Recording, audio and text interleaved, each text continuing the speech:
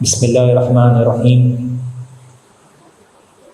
الحمدللہ بفضل اللہ تعالی ہم آج دوسری طاق رات میں داخل ہو گئے ہیں اور بڑی راتیں ہیں. یہ آخری 10 دن ہمارے لیے بہت ہی امپورٹنٹ ہے اور کچھ یاد دہانی کے لیے اپنے لیے اور آپ کے لیے کچھ 5 ایسی چیزوں کے اوپر عمل کرنے کی آپ کو ایک ایڈوائس دینا چاہوں گا. اور بہت زیادہ نہیں، اللہ سبحانہ و تعالیٰ کو وہ عمل بہت پسند ہے جو بے شک تھوڑا ہو لیکن اس میں کنسسٹنسی ہو، تسلسل ہو. اکثر و بیشتر ہم کچھ چیزوں کا خیال نہیں رکھتے اور ہم بہت ہی زیادہ عمل کرنے کے چکر میں ہم کبھی کبھار ایک تسلسل یا کنسسٹنسی مینٹین نہیں کرتے. اللہ سبحانہ و تعالیٰ چاہتے ہیں کہ ہماری زندگی میں جو ہمارے عادات ہیں، ہمارے جو طریقے ہیں وہ بدلیں، نہ کہ ہم صرف کچھ دنوں کے لیے یا کچھ لمحوں کے لیے ہم ایک عادت اپنائیں، ایک طریقہ اپنائیں اور بعد میں اس کو چھوڑ دیں. 5 ایسی چیزیں ہیں جس کو انشاءاللہ تعالی ہم کوشش کریں گے کہ ان طاق راتوں میں ہم اس کے اوپر عمل کرنے کی کوشش کریں. اللہ سبحانہ تعالیٰ بہتر جانتے ہیں کہ کس رات میں ہمیں لیلۃ القدر حاصل ہوتی ہے، لیکن روایت سے پتہ چلتا ہے اور علماء بتاتے ہیں کہ اگر طاق رات جمعے کے دن پڑتی ہے تو جمعے کی فضیلت ایک اپنی جگہ پہ ہے، اور اسی کے ساتھ ساتھ رمضان کی آخری 10 دنوں اور طاق راتوں کا معاملہ اگر پڑتا ہے تو وہ زیادہ گمان ہے کہ وہ والی رات ہو، جیسے جمعرات کی رات آ رہی ہے، شب جمعے والی جو رات آ رہی ہے اس میں امید ہے، لیکن اللہ سبحانہ تعالیٰ بہتر جانتے ہیں کب ہو سکتی ہے. اس لیے ہمیں اس انتظار میں نہیں رہنا چاہیے کہ ہم خالی 27ویں پہ کریں یا 29ویں پہ کریں یا ہم 25ویں پہ کریں. ہمیں ہر رات 10 راتیں جو ہیں جو اللہ کے رسول صلی اللہ علیہ وسلم آخری 10 دنوں میں اپنی کمر کس لیتے اور اپنے پورے گھر والوں کو جگاتے اور عبادت کے لیے ان کو جو ہے موٹیویٹ کرتے. پہلی چیز یہ 5 چیزوں میں سے کہ ہم یہ پہلے یاد رکھ لیں اور اس بات کی یاد دہانی رکھیں کہ جو طاق راتوں کا معاملہ ہے وہ مغرب سے شروع ہو جاتا ہے. اکثر و بیشتر لوگ، اور یہ بات بہت غور کرنے والی ہے، ہم سب کو چاہیے اس کے اوپر عمل کریں کہ ہم لیلۃ القدر کی عبادت کو شروع کرنے سے پہلے ہی اس کے اجر سے اپنے آپ کو محروم کر دیتے ہیں. وہ کس طرح سے کہ ہو سکتا ہے اپنے افطاری کھولتے وقت یا ہم نے مغرب کے وقت داخل ہوتے ہی شاید کسی کی غیبت کی ہو، کوئی ایسا عمل کیا ہو جو اللہ سبحانہ و تعالیٰ کی رحمت سے ہمیں محروم کر دے. اگر آپ وہ روایت دیکھیے جس میں اللہ کے رسول صلی اللہ علیہ وسلم اپنے حجرے سے باہر نکلے تھے بتانے کے لیے کہ کون سی رات کو لیلۃ القدر ہے، لیکن 2 صحابہ کے آپس میں اختلاف اور جھگڑنے کی وجہ سے اللہ کے رسول صلی اللہ علیہ وسلم کو وہ رات بلا دی گئی. اور پھر رسول اللہ صلی اللہ علیہ وسلم نے فرمایا کہ اب تمہیں اس کو آخری 10 دنوں کی طاق راتوں میں تلاش کرنا ہے. تو ایسا نہ ہو کہ رحمت کے فرشتے ہمارے گھروں میں داخل ہو رہے ہوں اور ہم کوئی ایسے عمل کے اندر انوالو ہوں کہ وہ ہمارے پیچھے پلٹ جائیں. تو ہماری جو عبادت کا معاملہ ہے وہ اس طاق رات کے داخل ہونے سے ہی شروع ہو جاتا ہے. کہیں ایسا تو نہیں کہ ہم کوئی ایسا عمل کر رہے ہوں، کسی کا حق مار رہے ہوں، کسی کے ساتھ ظلم کر رہے ہوں، کسی کی غیبت کر رہے ہوں، کسی کے اوپر بہتان لگا رہے ہوں اور ہمارے اس عمل کو اللہ سبحانہ تعالیٰ قبول نہ کرے. سب سے پہلے یہ کہ ہم نے اپنے آپ کو محفوظ رکھنا ہے اپنے عمل کو ضائع کرنے سے. ہم یہ بات کو یاد رکھیں کہ اللہ سبحانہ تعالیٰ شیاطین کو جگڑ لیتے ہیں رمضان میں. اس کے اوپر علماء کے کئی رائے ہیں. ایک تو یہ ہے کہ بڑے والے شیاطین کو جگڑا جاتا ہے. دوسرا یہ کہ کسی کو جگڑنے سے مراد یہ نہیں کہ وہ آپ کو وسوسے نہیں دے پائے گا. اگر کسی کو باندھ دیا جائے زنجیروں سے تو وہ دور سے بھی آپ کو کچھ حد تک وسوسے دیتا ہے. تیسری چیز کہ شیاطین کے اثر کو کمزور کر دیا جاتا ہے. لیکن شیطان بڑا سوچ سمجھ کے چال کرنے والا ہے. وہ جانتا ہے کہ اس کو بند کر دیا جائے گا تو وہ 11 مہینے پوری کوشش کرتا ہے کہ آپ کو 12ویں مہینے بھی اپنے ہی اثر کے اندر رکھے اور اس طرح سے آپ کو رمضان میں داخل کرے کہ آپ رمضان کے مہینے کو صحیح طریقے سے اس سے فائدہ حاصل نہ کر سکیں، تو وہ آپ کا کھلا دشمن ہے، اور جو دشمنی چاہتا ہے یا دشمنی رکھتا ہے وہ پوری کوشش کرتا ہے کہ آپ کے لیے ہر لحاظ سے نقصان کا معاملہ کرے۔ تو اپنے آپ کو ایسے نہ داخل کریں ان طاق راتوں میں کہ آپ اور میں کسی طرح سے اللہ سبحانہ تعالیٰ کے نافرمانی کر رہے ہوں یا اللہ تعالیٰ کی ناراضگی کا ہم حصے دار بنیں۔ دوسری چیز یہ کہ کتنی بھی کوئی بڑی نفل عبادت ہو، کتنی بھی بڑی نفل اور کتنی بھی زیادہ اس کے بارے میں افضلیت کا ذکر کیا گیا ہو، کوئی بھی نفلی عبادت فرض نماز سے، واجب سے وہ زیادہ اہم نہیں ہو سکتی۔ اکثر و بیشتر لوگ یہ غلطی کرتے ہیں کہ رات کو آخری حصے میں یا پہلے حصے میں نفل عبادت کریں گے، پھر فجر کی نماز جماعت کے ساتھ نہیں پڑھیں گے۔ تو یہ بات یاد رکھیے، حدیث قدسی میں ہے کہ اللہ سبحانہ و تعالیٰ نے آپ کا اور میرا سب سے پہلے جو سوال کرنا ہے وہ فرض نمازوں کا کرنا ہے۔ جب فرض نمازیں درست ہوں گی تو پھر اس کے اندر اگر فرض نمازوں کی کمی بیشی ہوگی تو اس کی نفل نمازوں سے کمی بیشی پوری ہوگی۔ اور اللہ سبحانہ تعالیٰ نے فرمایا کہ بندہ میرے قریب نہیں آتا سوائے اس عمل کے جو میں نے اس کے اوپر فرض کیا ہے، پھر اس کے بعد جو میں نے اس کے اوپر نوافل رکھے ہوئے ہیں، ایسے عمل جو نوافل ہیں آپ کے اوپر جو اللہ سبحانہ تعالیٰ نے مستحب رکھے ہیں، اس کو آپ عمل کرتے ہیں تو اللہ تعالیٰ کے قریب آتے ہیں۔ تو ایسا ہو کہ ہم مغرب کی نماز اور عشاء کی نماز کو جماعت کے ساتھ پڑھیں، اور فجر کی نماز بھی اگر ہم جماعت کے ساتھ پڑھتے ہیں تو ہم ثواب حاصل کریں گے پوری رات کی عبادت کا۔ اور جو لوگ کسی وجہ سے جماعت سے نماز نہ پڑھ سکیں وہ اپنے گھر میں جماعت کی نماز پڑھنے کا اہتمام کریں۔ ہو سکتا ہے کسی کے لیے کوئی وجوہات ہو، مسجد میں جانے کی تکلیف ہو، جو بھی جائز معاملہ ہو، ہماری بہنوں کے لیے کوئی معاملہ ہے کہ ان کے لیے شاید انتظام نہیں، انفارچونیٹلی ہمارے انڈو پاک میں مساجد میں خواتین کے لیے معاملہ نہیں کیا جاتا کہ ان کے لیے زیادہ جماعت کا معاملہ ہو۔ اب الحمدللہ کچھ حد تک شروع ہو گیا ہے، لیکن اللہ کے رسول صلی اللہ علیہ وسلم نے فرمایا کہ اللہ کی بندیوں کو مسجد جانے سے نہ روکو، ان کے لیے فرض نہیں ہے، ان کے لیے اللہ تعالیٰ نے آسانی رکھی ہوئی ہے، لیکن اگر وہ مسجد میں نماز پڑھنے کے لیے جائیں اور جانا چاہیں تو ان کو نہ روکو، ان کے لیے اللہ تعالیٰ نے آسانی رکھی ہوئی ہے، لیکن ہمارے پاس تو دروازے ہی بند رکھ دیتے ہیں، ہمارے لیے سسٹرز ایریا، فیمیل ایریا بند ہوتا ہے نمازوں کے لیے۔ تو ایسا نہ کیا جائے، ان کے لیے بھی اہتمام کیا جائے۔ جب ماحول سے بہت فرق پڑتا ہے، بچے آئیں گے، بچے کھیلتے ہیں، کھیلنے دیں، وہ ان کے دلوں میں اور ذہنوں میں ان کی یہ ماحول ان کے لیے بھی بہت فائدہ مند ہے۔ ہاں، ان کو تمیز سکھایا جائے اور ایسی کمزور اور یہاں تک کہ نہایتی کمزور اور ضعیف روایات کو کوٹ نہ کیا جائے کہ بچوں کو مسجدوں سے دور رکھو۔ اللہ کے رسول صلی اللہ علیہ وسلم سجدے میں ہوتے، حسن رضی اللہ عنہ رسول اللہ صلی اللہ علیہ وسلم کے اوپر ہوتے، اگر بچے منع تھے تو رسول اللہ صلی اللہ علیہ وسلم کیسے حسن اور حسین رضی اللہ عنہ کو مسجد میں اجازت دیتے؟ ایسی باتیں نہ کریں۔ آپ کی بچوں کی اگر پیچھے ہنسنے کی آواز آتی ہے، کھیلنے کودنے کی آواز آتی ہے، تو یہ آپ کے لیے بہت بڑا ایک اللہ تعالیٰ کی طرف سے نعمت ہے کہ آپ کی آگے آنے والی نسلیں مسجدوں میں نظر آتی ہیں۔ ان کو تمیز سکھانا ہمارا کام ہے، ان کو وہ ماحول دینا ہمارا کام ہے۔ تو یہ یاد رکھیے کہ با جماعت نماز ادا کریں۔ تیسری چیز، کوشش کریں کہ اللہ سبحانہ تعالیٰ نے جو عمل رمضان میں باقی دنوں میں اس کی افضلیت رکھی ہوئی ہے، آخری 10 دنوں میں اس کی کہیں زیادہ افضلیت ہو جاتی ہے، مزید بڑھ جاتی ہے۔ اللہ کی راہ میں خرچ کریں، اللہ کی راہ میں خرچ کریں، اور اللہ کی راہ میں خرچ کرنا اس لیے ضروری ہے کیونکہ اللہ سبحانہ و تعالیٰ کی نعمتوں کا شکر ادا ہوتا ہے، اور اللہ سبحانہ و تعالیٰ کبھی بھی مال میں کمی نہیں کرتا۔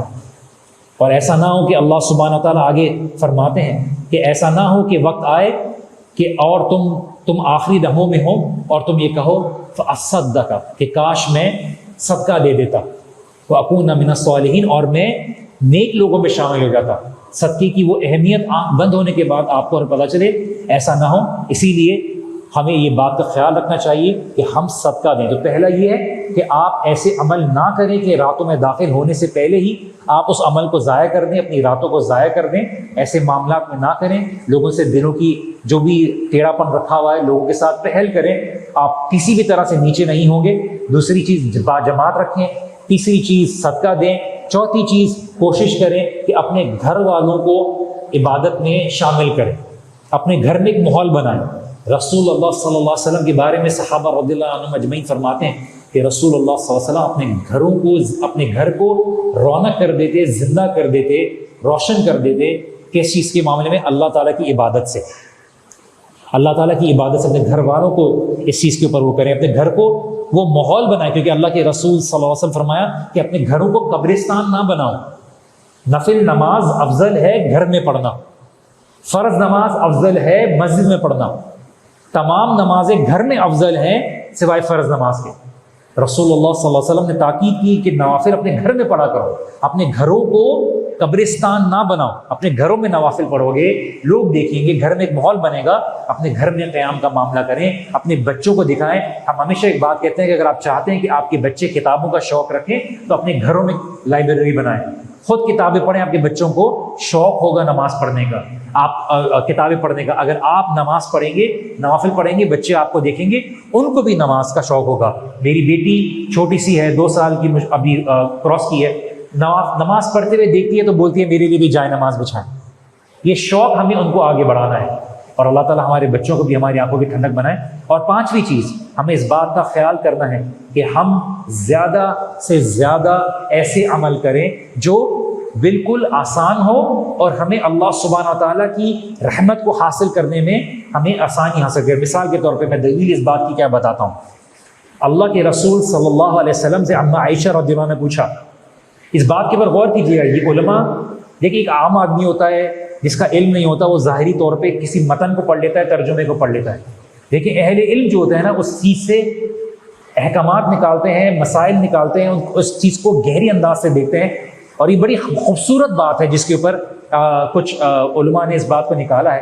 اور جیسے کہ بات کہی کہ اللہ کے رسول صلی اللہ علیہ وسلم سے اما عائشہ رضی اللہ عنہا نے پوچھا کہ میں اگر لیلۃ القدر کو پاؤں تو کیا کروں. آپ سب کو پتہ ہے یہ بات کہ دعا پڑھو. اللہ کے رسول صلی اللہ علیہ وسلم نے بتایا کہ اللہم انک عفو تحب العفو فاعف عنی. ایک تو یہ کہ آپ لوگوں کو پتہ ہے کہ دعا ہے کہ اللہ تم معاف کرنا پسند کرتا ہے, یا اللہ تو معاف کر دے, تو معاف کرنا پسند کرتا ہے, مجھے معاف کر دے. اس سے ایک کیا دلیل نکالی کہ اللہ سبحانہ و تعالیٰ نے وہ اعمال بہت پسند کیے ہیں جو چھوٹی دعائیں ہوں اور آسان دعائیں ہوں. تو ایسی دعاؤں پہ فوکس کریں جو چھوٹی ہوں اور آسان ہوں. آپ کو کبھی بھی کوئی بڑی بڑی لمبی لمبی دعاؤں میں انوالو کرنے کے لیے آپ کو ٹھیک ہے کر لیں, اچھی بات ہے, لیکن اچھی جامع دعا.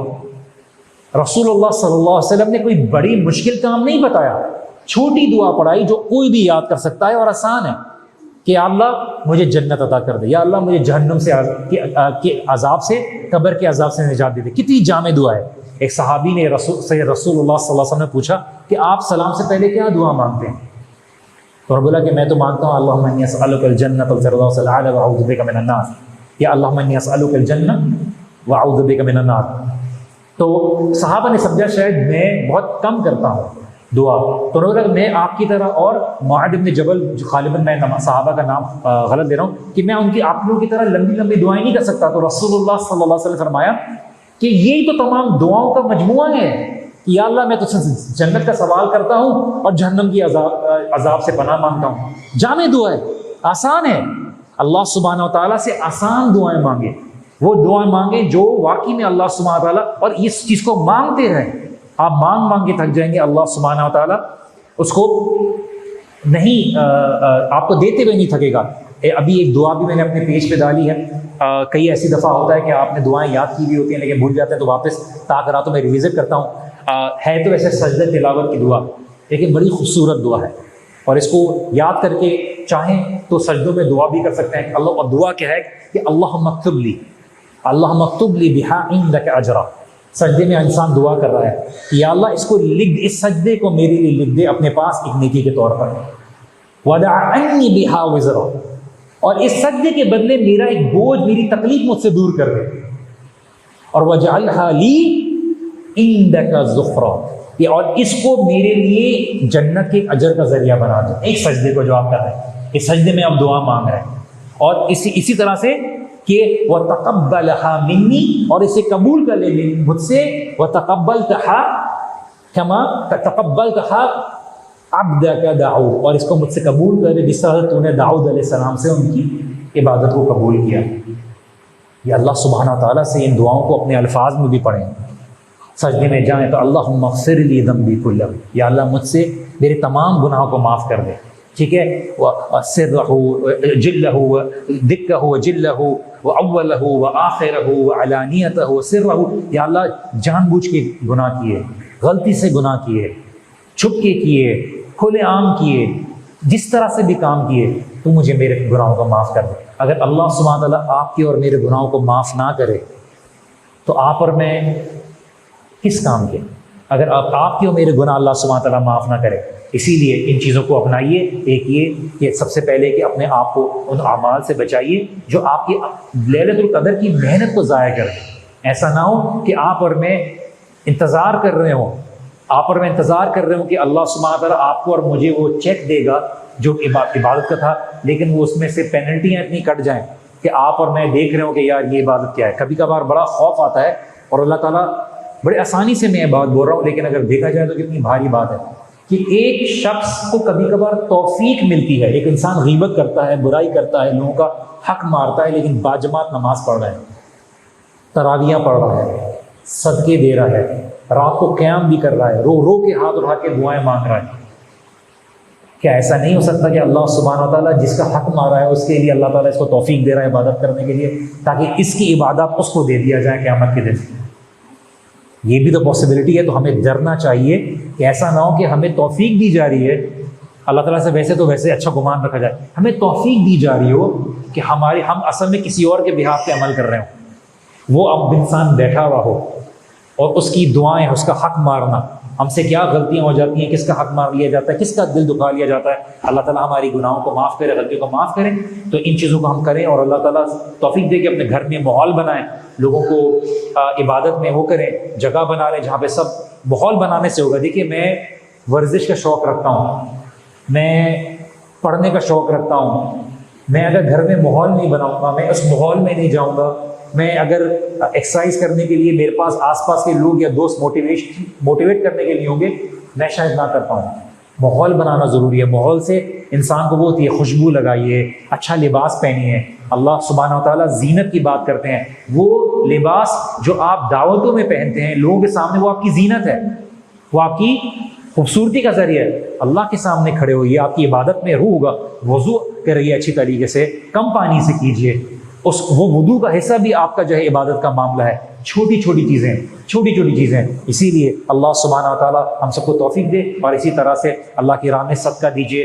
کوئی معاملہ نہیں ہے، اللہ سبحانہ و تعالیٰ آپ کی، ایک صحابی نے 3 کھجور پوری رات پورے دن کی محنت کے لا کے رکھے، اور اللہ کے رسول صلی اللہ علیہ وسلم فرمایا کہ یہ کچھ کھجور جو ہے، یہ تمام جو چیز تبوک کے موقع پر دی گئی سب سے زیادہ بھاری ہے، کیونکہ انہوں نے اپنا سب کچھ دیا، اپنی محنت کی کمائی دی۔ تو اللہ سبحانہ تعالیٰ نیت دیکھتا ہے، اللہ سبحانہ تعالیٰ کو اماؤنٹ سے ضرورت نہیں ہے۔ اسی کے ساتھ ساتھ آپ اور مجھے بار بار اللہ تعالیٰ ایک بات کہتے ہیں، سورہ صف میں اللہ سبحانہ تعالیٰ بات کہتے ہیں کہ دیکھیے آپ اور میں تو اپنی بات کروں گا، دیکھیے میں اپنی ذاتی طور پر بات کروں گا، میں کسی اور کے اوپر کیا بات کر سکتا ہوں؟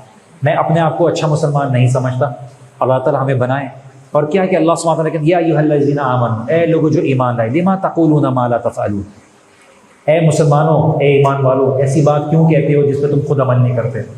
آج ہم لوگ کتنے لوگ ہیں جو باتیں کرتے ہیں، باتیں کرنا تو بہت آسان ہے، باتیں کرنے کا اللہ تعالیٰ نے فن دیا ہوا ہو، مجھے لگتا ہے اللہ تعالیٰ نے مجھے فن دیا ہوا ہے بات کرنے کا، بات کرنا بڑا آسان ہو جاتا ہے، لیکن عمل کیا ہے آپ کی میری زندگی میں، یہ تو میں بہتر جانتا ہوں۔ ہو سکتا ہے کہ لوگوں کے سامنے عمل ظاہر نہ ہو تو انسان بولتا ہے چلو موٹیویشن نہیں ہے۔ کبر مقتا عند اللہ ان تقولوا ما لا تفعلون، اللہ کی نظر میں نہایت ہی ناپسند ہے ایسی بات جس پہ تم کہو لیکن عمل نہ کرو۔ تو ہم عمل کرنے والے لوگ بنے، اسی لیے اللہ سبحانہ و تعالیٰ ہمیں بار بتائیں، اسی لیے ہم ایسا نہ ہو کہ قرآن کو، اللہ تعالیٰ قرآن میں کیا بتائیں سورہ جمعہ میں کہ مثل الذین حملوا التوراۃ ثم لم يحملوها كمثل الحمار يحمل اسفارا، کہ یہودیوں کی مثال بتائی کہ انہوں نے عرصی کی تھی، جیسے گدھے کے اوپر کتابیں لاد دیتے نا، گدھا بہت ساری کتابیں لے جانے سے، اپنے اوپر رکھنے سے کوئی عالم نہیں بن جاتا، کتابیں چاٹ رہے ہیں، رٹ رہے ہیں، عبارتیں صحیح کر رہے ہیں، عمل نہیں، دل میں نہیں اتر رہے۔ ہم ایسی قوم تو نہیں بن گئے کہ ہمیں کتابیں، ہم بول رہے میں 70,000 کتابیں پڑھی ہوئی ہیں، میں نے فلاں کتاب پڑھی ہیں، میں نے 8 سال کا درس کیا، میں نے یہ کتابیں پڑھی ہیں۔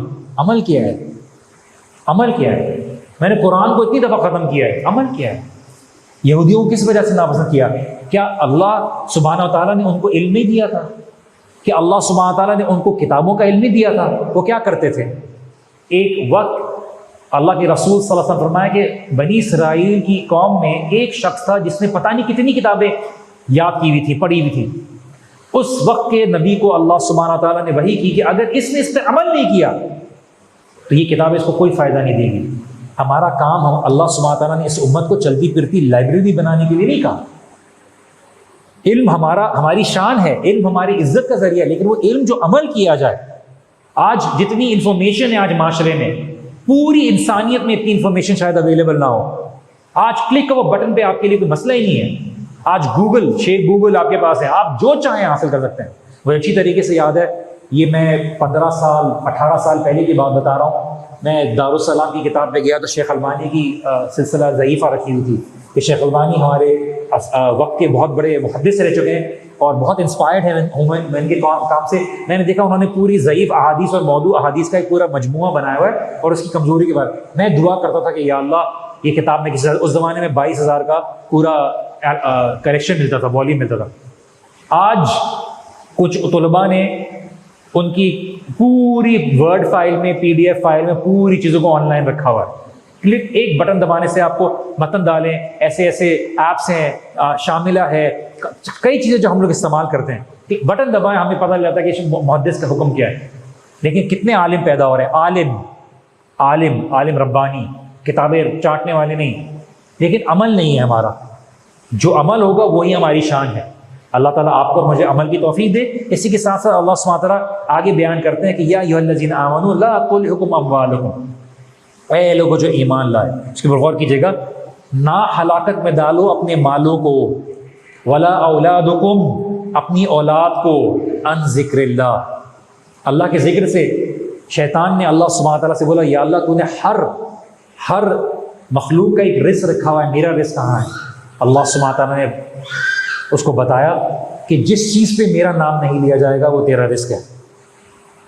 تو اللہ سبحانہ تعالیٰ نے آپ کی اولاد بھی اگر وہ اللہ تعالیٰ کے لیے نہیں ہے، اگر آپ کا عمل، آپ کا مال اللہ سبحانہ تعالیٰ کے نام پر نہیں ہے، اللہ تعالیٰ کی یاد کے قریب نہیں کرتا، تو یہ سارا مال آپ کے لیے خسارے کا ذریعہ بنے گا۔ مال کو انجوائے کیجئے، گھومنے جائیے، اچھا پہنیے، اچھا کھائیے، سب کیجئے، لیکن اس قیمت پر نہیں جو آپ کو اللہ تعالیٰ سے دور کرتا چلا جائے۔ ساتھ میں اللہ تعالیٰ سے اور آگے بڑھیے۔ اسی لیے آگے اللہ تعالیٰ کہتے ہیں وَمَن يَفْعَلُ ذَلِكَ فَأُولَٰئِكَ هُمُ الْخَاسِرُونَ، جو ایسا کرے گا، جو اپنی اولاد کو بھی اللہ تعالیٰ سے دور ہونے کا ذریعہ بنائے گا، اپنے مال کو بھی اللہ تعالیٰ سے دور ہونے کا ذریعہ بنائے گا، تو اس کے لیے کیا ہوگا؟ وہ خسارہ رہے گا، وہ لوزر رہے گا۔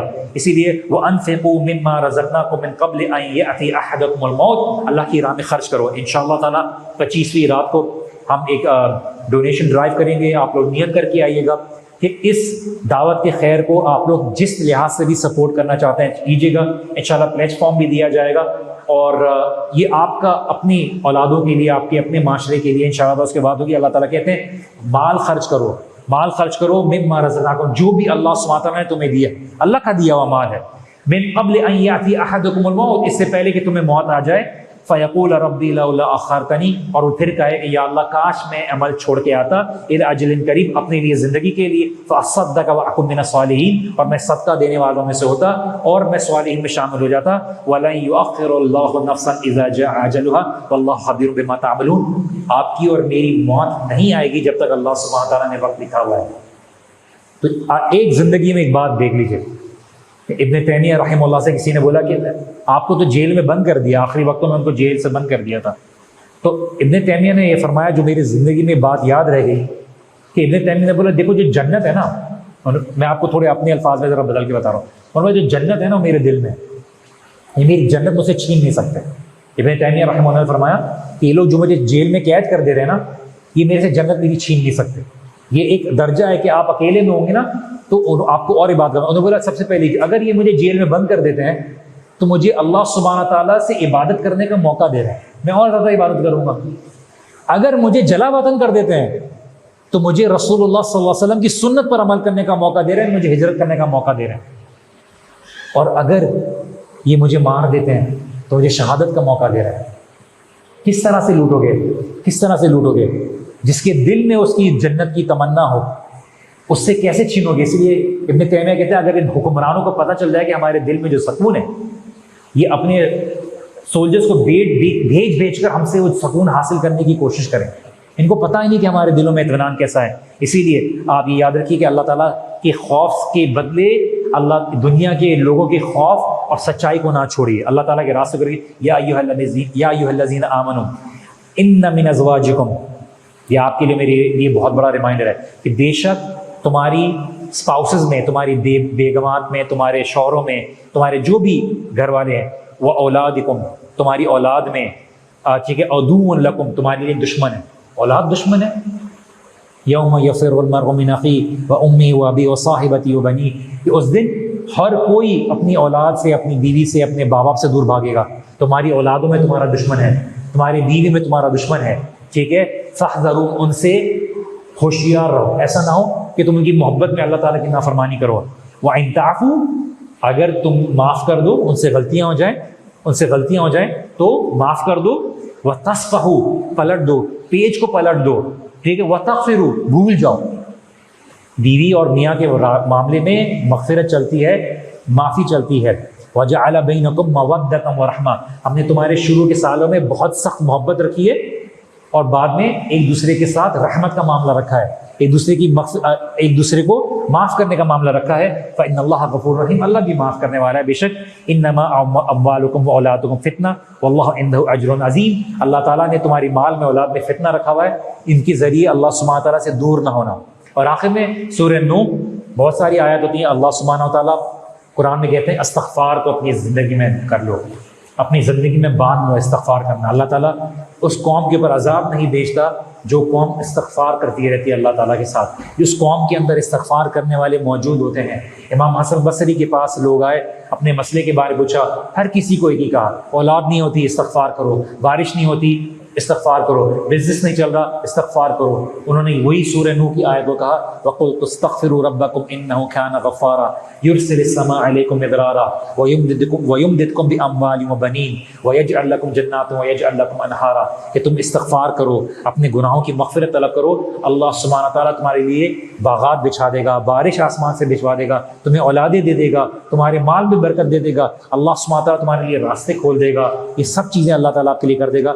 اپنی غلطی کو مان لو، استغفار کر لو. اللہ تعالیٰ بہت معاف کرنے والا ہے. اللہ تعالیٰ پسند کرتا ہے معاف کرنا. اور اگر اللہ تعالیٰ نے آپ کے لیے معافی کا معاملہ نہ رکھتا، اللہ تعالیٰ کوئی اور مخلوق لے آتا، وہ غلطی کرتے، اللہ تعالیٰ سے معافی مانگتے. اللہ تعالیٰ معاف کرتا ہے. اللہ کی صفت ہے تواب. اللہ تعالیٰ معاف کرنے کے لیے بہانے ڈھونڈتا ہے. اللہ سبحانہ تعالیٰ آپ کو اور مجھ کو معاف کرے. یہ پوری راتیں یاد دہانی ہیں اور آپ کے لیے میرے لیے کہ اللہ تعالیٰ سے مغفرت طلب کریں.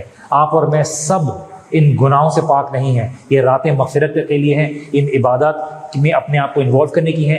جو لوگ اعتکاف میں نہیں بیٹھے وہ لوگ کوشش کریں کہ اعتکاف کی حالت حاصل کریں. مطلب کیا ہے کہ بہت سے لوگ اعتکاف میں بیٹھے ہوتے ہیں لیکن وہ ہر واٹس ایپ پہ اپنی عبادت میں مخصوص رہیں، اپنے آپ کو اس ڈسکنیکشن میں لے کے آئیں تاکہ آپ اللہ تعالیٰ کے ساتھ تعلق جوڑ سکیں. یہی اصل مقصد ہے کہ آپ کی اور میرا تعلق جڑ جائے اللہ تعالیٰ کے ساتھ، اور یہ رمضان کے بعد بھی قائم رہے. اللہ سبحانہ تعالیٰ آپ سب کو اور ہم سب کو توفیق دے عمل کی. اللہ سبحانہ تعالیٰ ہمیں منافقت سے بچائے. اللہ تعالیٰ ہمارے دلوں کو درست کر دے، ہمیں عمل کرنے والا بنائے. یہ ساری باتیں اللہ تعالیٰ ہمارے خلاف نہ کریں. اللہ تعالیٰ اس محفل کو ہماری مغفرت کا ذریعہ بنائے. اللہ تعالیٰ ہم سے قبول کر لے چاہے کتنا ہی چھوٹا عمل ہو. اللہ تعالیٰ اپنی رحمت کے ذریعے ہماری عبادت کو قبول کر لے، نہ کہ ہماری عبادت کی کوالٹی کو دیکھ کے قبول کرے. اللہ تعالیٰ ہمارے مال کو، ہمارے صدقوں کو، ہمارے روزوں کو، ہمارے قیام کو سب کو قبول کر لے. اللہ تعالیٰ ہمیں بہترین اجر دے اپنی رحمت سے. اللہ سبحانہ تعالیٰ دعا ہے کہ اللہ تعالیٰ ہمیں جو ہے برکتوں سے نوازے، نعمتوں سے نوازے. سبحانک اللہم و بحمدک اشہد ان لا الہ الا انت استغفرک و اتوب الیک.